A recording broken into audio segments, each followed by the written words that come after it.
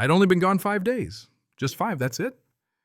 A quick escape into the wild up in the mountains of New Mexico, no cell service, no news, just me and my dog Baxter and air so clean. I felt like my lungs were brand new. You know, those rare moments when you step back into real life and think, man, I can handle anything. That was me rolling back into my driveway thinking the toughest thing waiting for me was an overgrown lawn. I was so wrong. Instead of the quiet I'd been looking forward to, I get home and my front yard's been hijacked by a giant, a monumental billboard. 20 feet tall, bolted into the dirt like it's planning to outlive us all with "Welcome to Sunrest Ridge," where community thrives, blasted across a blue so ugly it burned my eyes. I slammed my truck door so hard Baxter started barking, and I just stood there staring like maybe if I blinked enough times it'd vanish. But the sun was pounding down, the cicadas were buzzing, and that sign, it didn't move. The damn thing was real, all right. Steel beams, fresh concrete poured straight through the irrigation lines I'd spent the spring fixing. Whoever put it there left trash at the base, crushed Gatorade, Taco Bell wrappers, cigarette packs. Like a little offering to the gods of idiocy. On the back in big Sharpie, someone had scrawled, HA, approved and permitted. Which would have been hilarious if it wasn't my land, my name on the deed, my file box full of documents, title parcel, map, assigned city exemption, even a letter from the HOA's own lawyer saying point blank, they had no authority here. Not then, not ever. But that billboard, it didn't care. And neither apparently did whoever built it. So I call the city. I say, hey, there's a monolith in my yard. The guy on the other end whistles, says, whoa, that's bold. No permit's been filed. Your parcel's still clear. Then I call my friend Damon, a demo man with a real taste for chaos. By 4 that afternoon, Damon rolls up with a flatbed, a saw, and a grin that says, let's do something illegal. We slice, torch, and wrestle that monstrosity onto his trailer, concrete and all. By sundown, the billboard's history, the only thing left is a mess of roots, a couple chalk lines, and Baxter, king of the porch, watching like he's seen it all before. Damon says he'll stash the sign at his yard. Let 'em come get it if they dare. I thought that was the end of it. But life, especially with HOAs, isn't that simple. Right when I'm about to enjoy a cold beer, Alexis tears into my driveway and outstorms Karen Wolf. Yeah, that Karen Sunrest Ridge HOA president, queen of the power trip, strutting toward me with a folder like she's Moses coming down the mountain. You had no right. She snaps, sunglasses glinting. The board authorized that sign. I just look at her, hold up my phone and say, would you like to explain that to my lawyer or the code enforcement guy coming tomorrow? She flushes, sputters. Something about community visibility. I tell her, you poured concrete on my land, killed my irrigation, and you want to talk about visibility.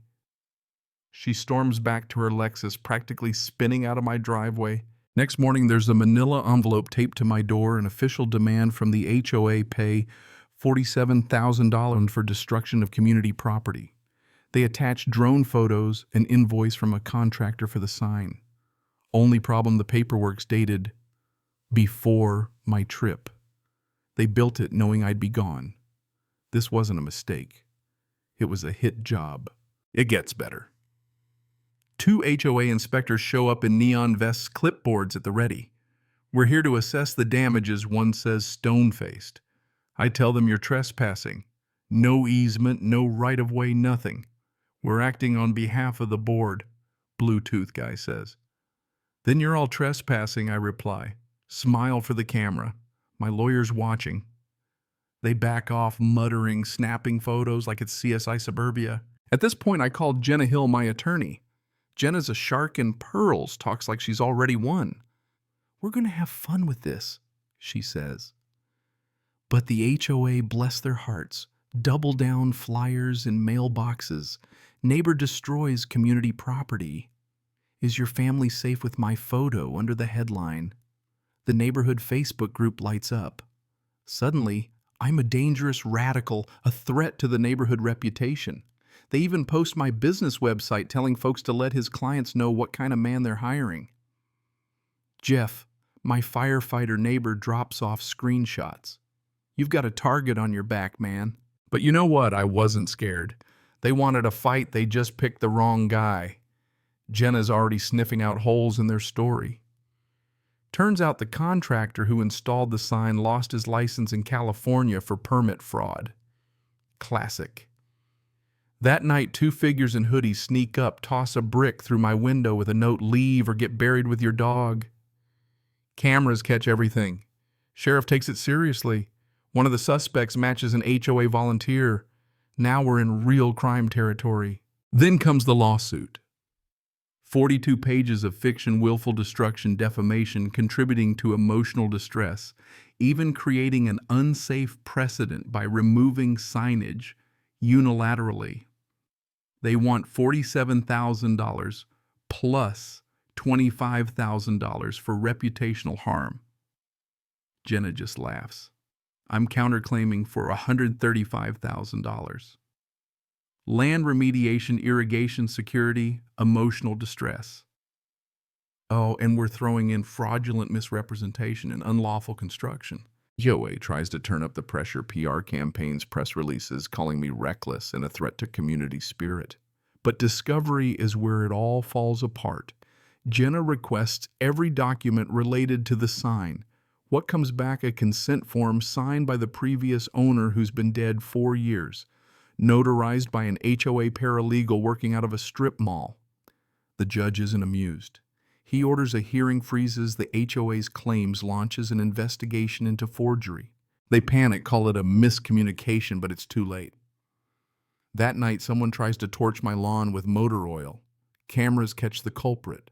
Richard Wolf, Karen's brother, same limp, same hoodie. Sheriff picks him up, finds accelerant in his car. Fresh burns on his hand. He rolls over fast, says Karen put him up to it. Just scare him. Don't hurt him. Karen's mugshot is on the news by Monday, charged with conspiracy, endangerment, violation of restraining order. The board splinters. 3 members quit. The treasurer flips hands over years of secret ledgers, quiet funds, off-the-books fines, money vanishing from accounts. The county opens a criminal investigation. Jenna files a class action. More homeowners join stories of fines for mailboxes, inflatable pools, wheelchair ramps. It's not just me, it's everyone. But the threats keep coming. Anonymous emails, vandalism, a rock through my window with another threat. The judge denies Karen's bail, calls her calculated, coercive, unfit for leadership. The HOA lawyer tries to settle. Jenna just laughs. We're not negotiating with arsonists. Finally, we get to court. Jury hears everything, videos, emails, testimonies from neighbors. Karen's voice ordering the sign installed while I was gone. Forged documents, intimidation, blackmail, hush money. The treasurer walks in like a man set free. Details, the quiet fund, the cash fines, the buried violations. I testify last, tell the jury, this isn't about community, it's about control. They built on my land, forged my name, tried to ruin me. I just pushed back. The verdict comes back fast, unanimous. $80,000 in damages. $70,000. Punitive, HOA pays all legal fees. Judge Kimball dissolves the board, appoints an auditor, refers criminal evidence to the DA. Sunrest Ridge HOA dead on arrival.